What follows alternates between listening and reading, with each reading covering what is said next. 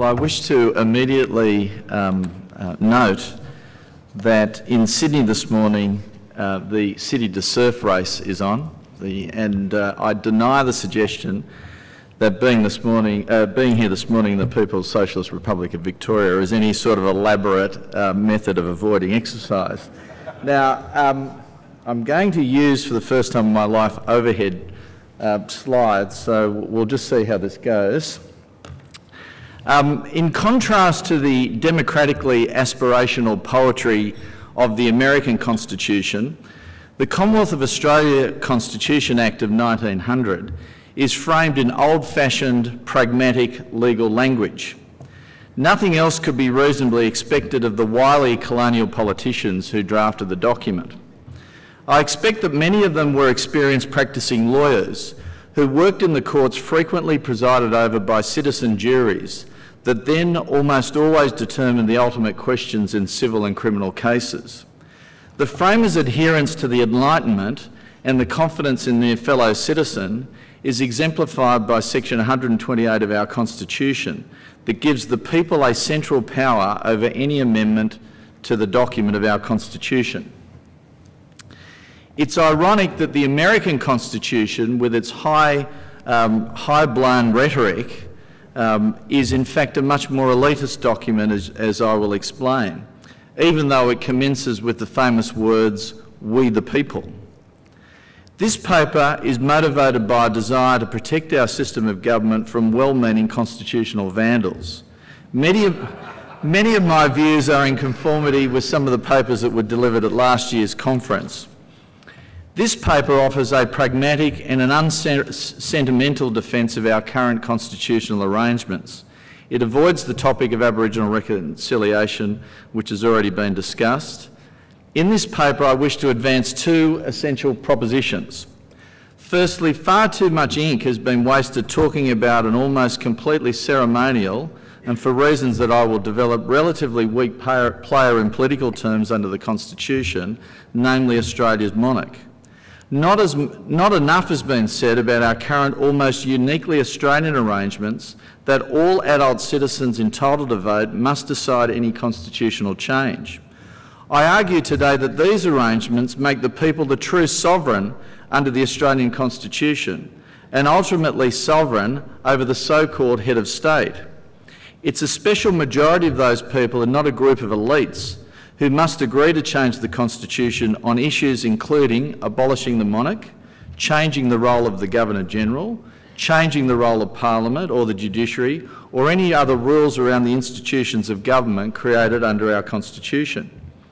Secondly, I will argue that a preliminary vote via a plebiscite on whether Australia should become a republic is unconstitutional and a perversion of Section 128 of the Constitution. A general vote on Brexit, which was a plebiscite, without identifying the key elements of withdrawal from the EU, should immediately suggest some of the reasons underlying this second proposition.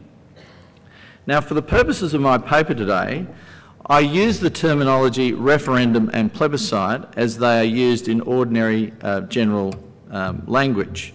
A referendum is usually used to refer to the process prescribed by Section 128 of the Constitution, and a plebiscite, by contrast, is a process for obtaining the views of the community which is not burdened by the Section 128 process. A plebiscite is essentially a non-legally binding opinion poll, usually on a straightforward choice, such as the plebiscite on the Australian National Anthem, or indeed the plebiscite we had last year on gay marriage, which was essentially a binary choice between two alternatives. Either you have gay marriage or you don't have gay marriage.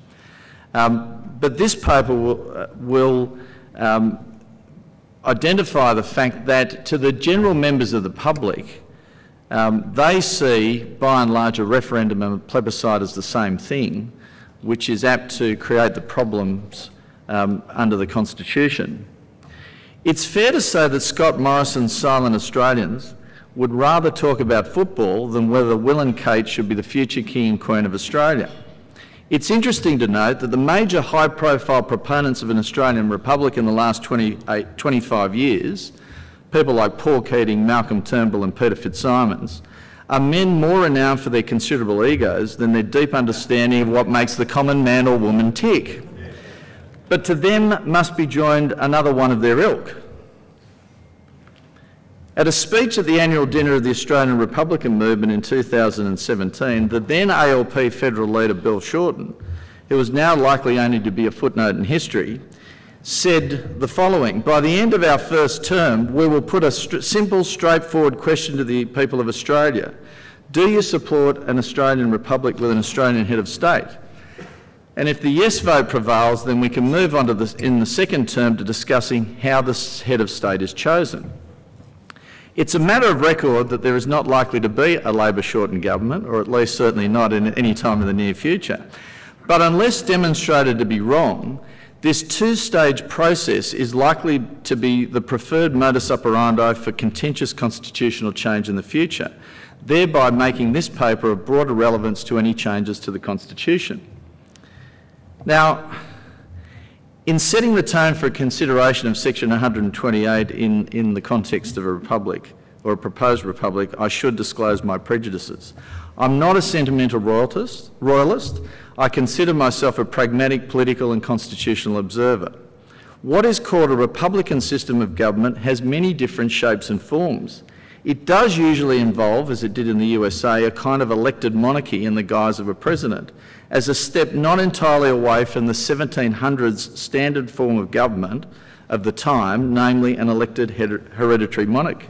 In that sense, an Australian republic, as I understand it to be proposed, is a very 1700s solution to a modern constitutional architecture of our country, and a kind of American cultural imperialism not usually associated with those who advocate for it. The authority and power that somebody like Donald Trump has is a direct result of the republican system of government which operates in the USA. That system involves, at least in some respects, an autocratic president.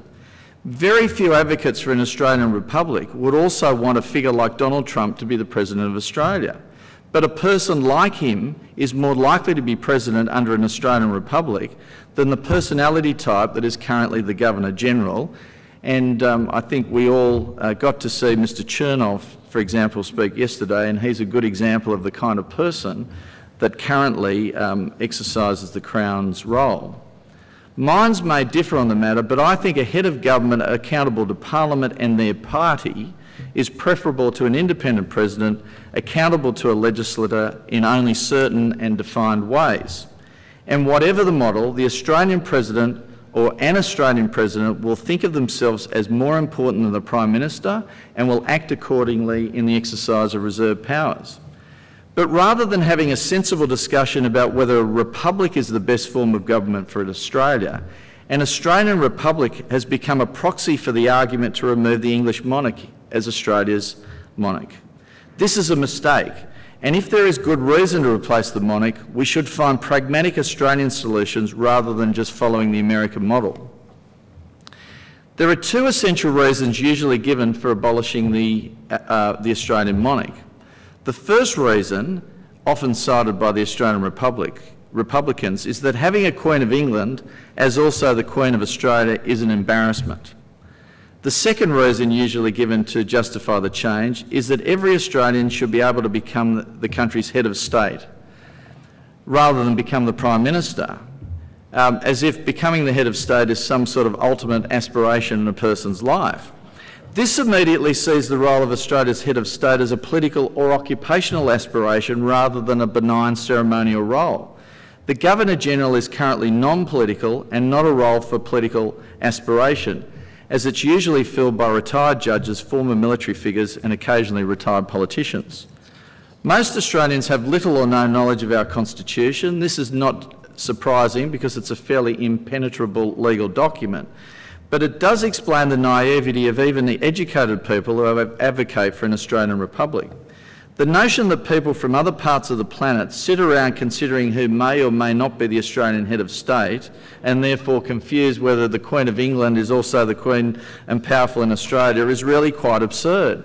If people around the world in fact have a mistaken view as to our constitutional arrangements, it's curious that such people don't appear to have the same concern about Canada or New Zealand, because there's no significant Republican movement in either of those countries. Furthermore, if people in other countries, or indeed Australia, have the view that Australia is subordinate to the English Crown, it's a view that it's entirely wrong in constitutional law and ill-informed. Why should our carefully crafted constitutional arrangements, which took decades of compromises to draft and multiple referenda to the colonial citizenry to approve, be changed because of the ignorant views of people from other countries? Now, there's weight behind the argument that constitutional monarchies are a superior form of government. But before I embark upon a comparative constitutional analysis, I am reminded of the pitfalls of doing so. Boris Johnson, for example, when he was Foreign Secretary, once said that of the 193 present members of the United Nations, we have conquered or at least invaded 171. That's 90%. He said the only countries that seem to have escaped were places like Andorra and the Vatican City. The internationally independent Freedom House, which ranks countries on their adherence to the Universal Declaration on Human Rights, in its 2019 Freedom in the World report, has the top 10 most free countries in the world in order as Norway, Sweden, Finland, Canada, Netherlands, Luxembourg, New Zealand, Australia, Uruguay and Denmark. None of these countries are a single party or totalitarian state. Of the top 10 free countries, only 20%, Finland and Uruguay, are republics, and the rest are all constitutional monarchies. These results are out of kilter with the proportion of these types of constitutions in the world as a whole. On my analysis of the 193 members of the United Nations, about 43 of those nations, or 22%, have constitutional monarchies, and about 90 or 46% are republics. The rest is something else, probably totalitarian forms of government of one kind or the other.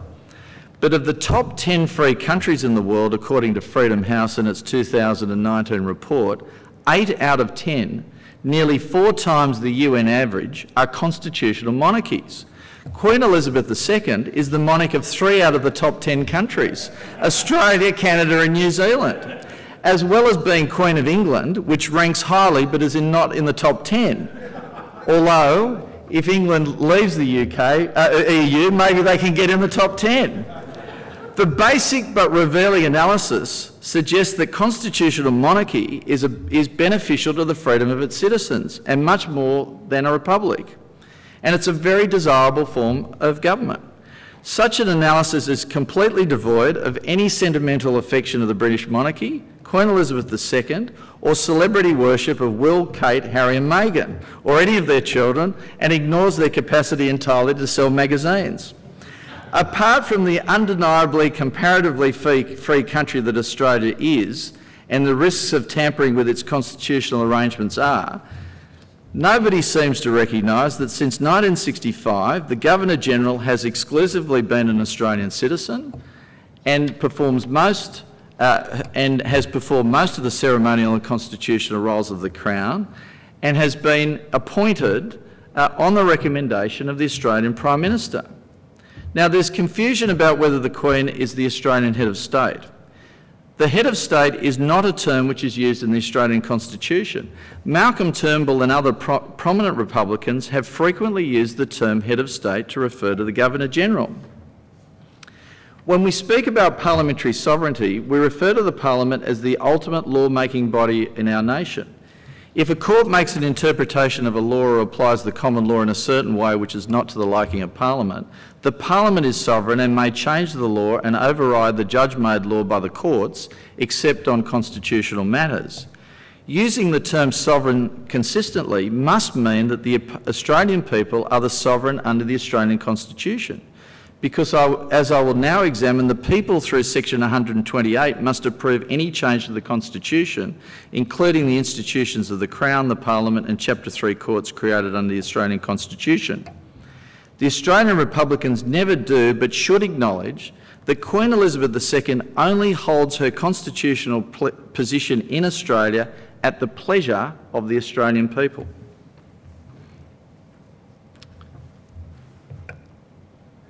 Now, Professor Betts's presentation yesterday was very interesting and reminds us of the great joy there was when Australia became a federation, of the fact that it involved multiple referenda to achieve it, and of course in this great city of Melbourne was the occasion of the Australian Parliament first sitting.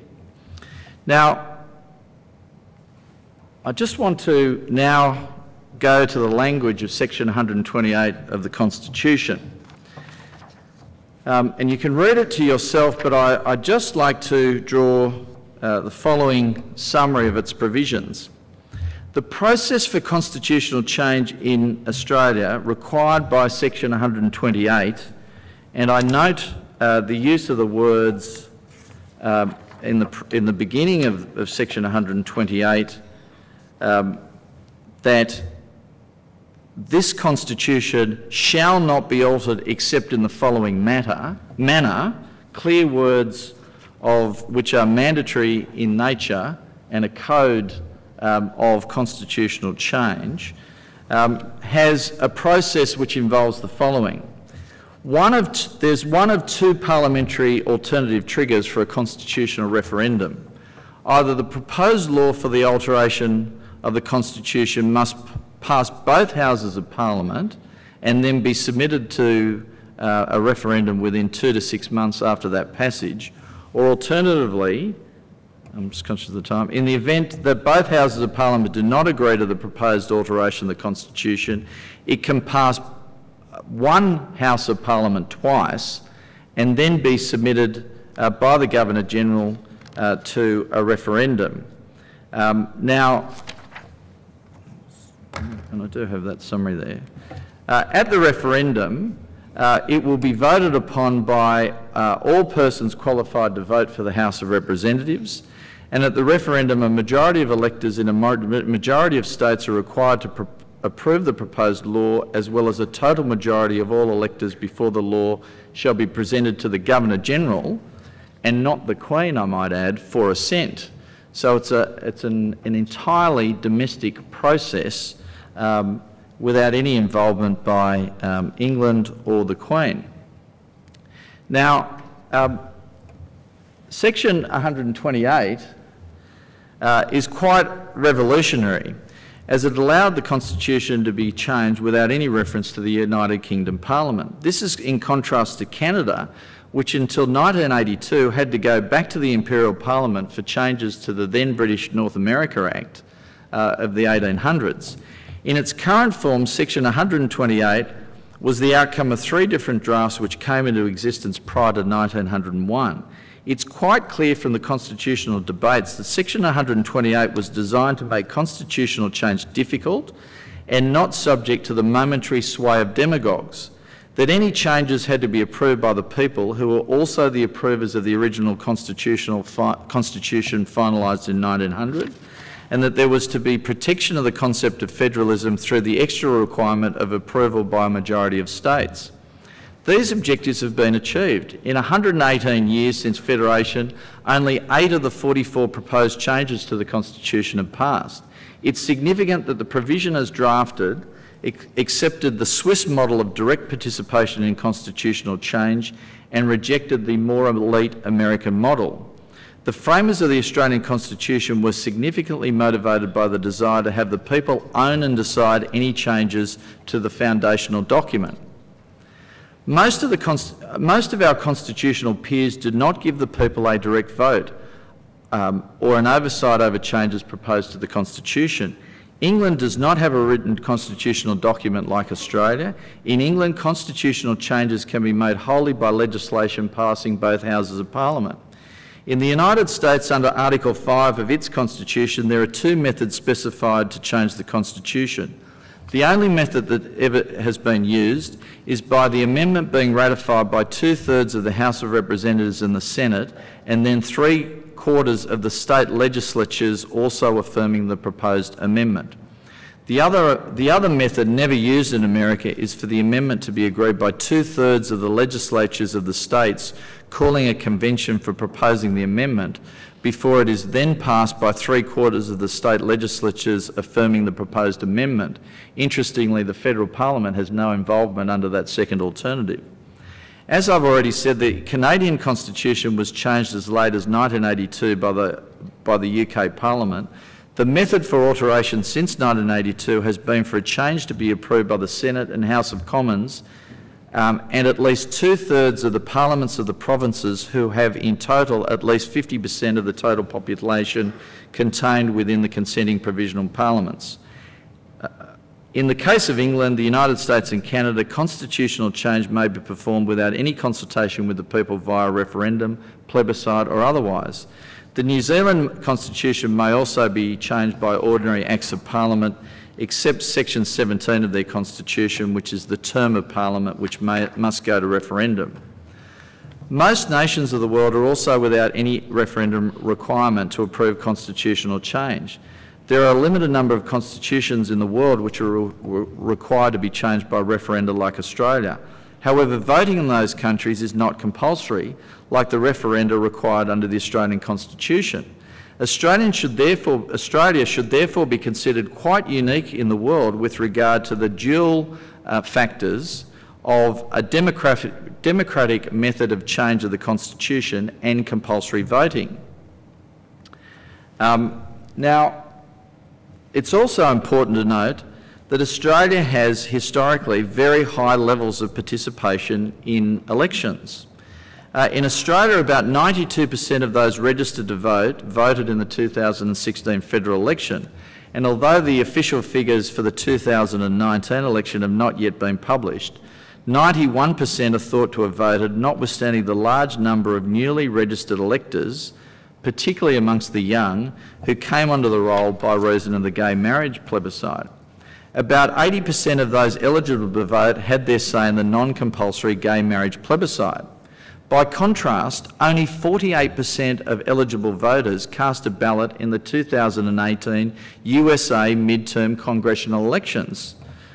This was down from the already low 60% at the 2016 presidential and congressional elections. In the UK, only 66% of voters cast a ballot in the 2015 general election, and a slightly higher 69% at the 2017 election. The Brexit ballot is between them at about 72% of eligible voters.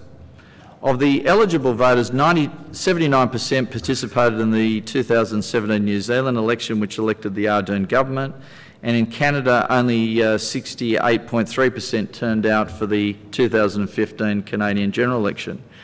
These figures suggest a strong level of participation in Australian elections and referenda produced by a combination of compulsory voting and a political culture that now sees political participation via the ballot box as important.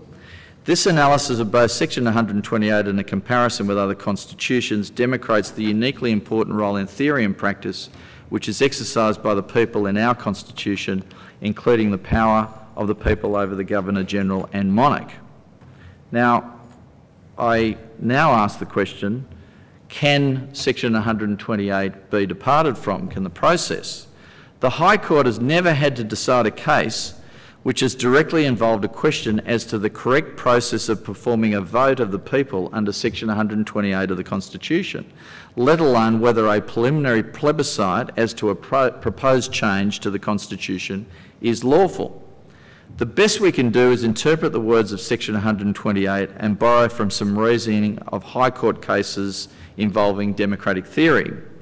The process prescribed by Section 128 is strict. The words of Section 128 begins with, "This Constitution shall not be altered except," which appears to be clearly mandatory in nature. In the Attorney General of Marquette, Justice Callanan observed that Section 128 of the Constitution of this country is itself an example of a provision requiring compliance with the strict process for its operation. The words referendum or plebiscite, as you will recall, are not included in section 128.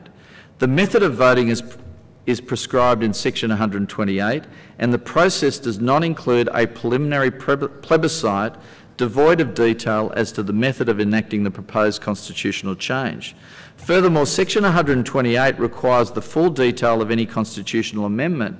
It uses the words "the proposed law for alteration," close quote, needs to be put to the people. I rhetorically ask, therefore, to what end is a generalised plebiscite directed? It is not, for example, a threshold question directed towards ensuring that there's sufficient support for a proposal to amend the Constitution, so that, for example, to guard against a referendum not being a frivolous waste of money. Section 128 already guards against that by requiring at least one House of Parliament to twice pass the proposed amendment. Furthermore, by keeping the detail as to the proposal away from electors, agreement with the general question at a plebiscite is at least apt to mislead some voters at a later referendum that they've already approved the detail that is required to be included in the later referendum that was never in the original plebiscite. If we take the question proposed by Mr Shorten as an example, and I'll just remind you, he wanted to put to the people, do you support an Australian republic with an Australian head of state? Now, as I've already said, there are many forms of republic. The Republic of the United States of America is, for example, a vastly different system of government to the People's Republic of China. As such, and there's no use of the word head of state in our Constitution. As such, the proposal to have a plebiscite on an Australian republic and its head of state is really a tricky way of avoiding the constitutional structure of section 128. I argue that to do so is not only tricky but unlawful. I call in aid the joint judgment of the entire High Court in Long in the ABC, which in the context of defamation law said this: Section 128, by directly involving electors in the state and in certain territories in the process for amendment of the Constitution, necessarily implies a limitation on legislative and executive power. And the High Court said that that limitation was to stop the legislative and executive power from denying electors access to information that might be relevant to the vote they cast in a referendum to amend the Constitution. The plebiscite proposal by Mr Shorten would withhold information as to the Republican model upon which their decision should be based. It can thus be seen as a tool to mislead and deceive the public by deflecting attention away from the detail of what is actually proposed as required by the later constitutionally mandated vote under section 128. At the later section 128 stage, when the detail is provided, electors can be confused into thinking that they've already decided the question. And I should just say, as a matter of real life experience, when you go door knocking for an election, frequently the first question you're asked is there an election on? And the second question is often follows is, do I have to vote? So I don't think that we can assume that everybody who votes in a plebiscite or a referendum will indeed be necessarily engaged with the detail of the process as people in this room would be. Now, what other justification could remain for the shortened process? Section 128 was intended, as some of the framers said, to replicate the process which led to the creation of our Constitution. Measured against that criteria, the plebiscite proposal also fails. Prior to 1901, the citizens of each colony were not asked in abstract, do you want a Commonwealth of Australia? Instead, the full constitution for the new nation was exposed and made public prior to the question being put to the people, so they knew the detail of the whole constitution that they were agreeing to. For any future Australian republic, the same should apply, and a republican plebiscite will simply not do that. For these reasons, and I'm being given a wind-up, because I've gone over time and I do apologise. For these reasons, I propose that it's not constitutionally valid to put a general proposition for constitutional change on a topic to a plebiscite in advance of the referendum required by Section 128. We have a very bespoke constitution. It's called a Westminster model. It involves the federation elements of the US Constitution with a Westminster system of government. Putting in place a president will entirely disrupt the very delicate balance within our constitutional structure, and I would suggest that, that those who organise these sorts of matters should strongly consider any constitutional challenge to the High Court to a proposal to put a plebiscite to the Australian people. Thank you very much.